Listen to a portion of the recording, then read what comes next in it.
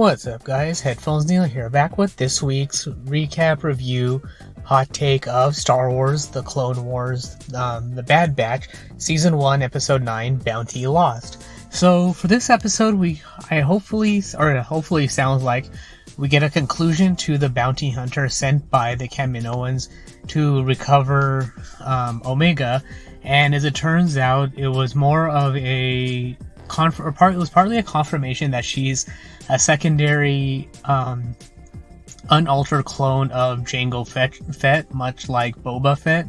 So it's good to see confirmation that there was more than one pure genetic clone made of Jango, because just having the one in Boba would be very risky, especially since the loss of Jango and Boba escaping, that Omega now becomes the backup or contingency or extra, so you basically have more than one unaltered clone to work with. So that was a good bit of information. And then since there was that internal difference as far as what to do with Omega between Lama Su and Tanwi and the Prime Minister, that one wanted to bring them, like the Prime Minister and one of them wanted to bring Omega back to have her genetic code on file, or a genetic sample on file, and the other one, I want to say Lama Su, maybe Tanwi,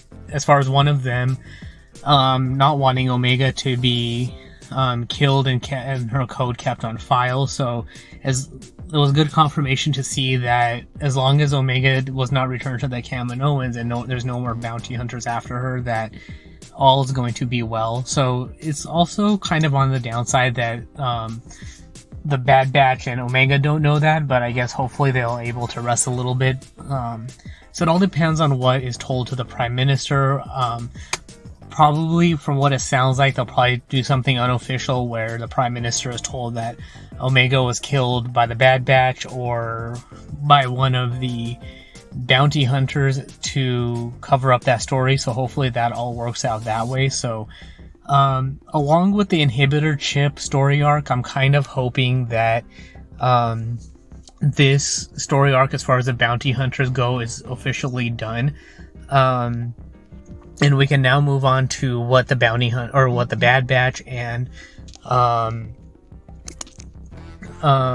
Omega are gonna do now that there's no one on their backs, or hopefully they can do something with Rex or the rebellion or something along those lines. So other than that, as far as a couple of cool things I found in this episode that don't necessarily pertain to much, is that it was nice, or it sounds like it was an internal way of kind of saying that when you have a new piece of software, you have an alpha and beta version before you have a initial release version. So they said that Boba Fett was the alpha unaltered genetic clone, so it was kind of humorous, or I found a little bit of tech humor in that he's an alpha clone, so A, and then his name is Boba Fett, so starting with B, so he was kind of the A-B test. So a little bit of tech humor for me that I found intriguing. And then the other thing that I didn't remember from the Clone Wars is that Cad Bane has jetpacks in his legs, so that, like in the case of this episode, if he's pushed off a ledge, he can save himself by using his thrusters, kind of like what we see in R2-D2. So not necessarily anything as far advanced as what the clone troopers have, but enough to save him from falling to his death. So that was one of those things I didn't remember from the Clone Wars. So it was good to see that here.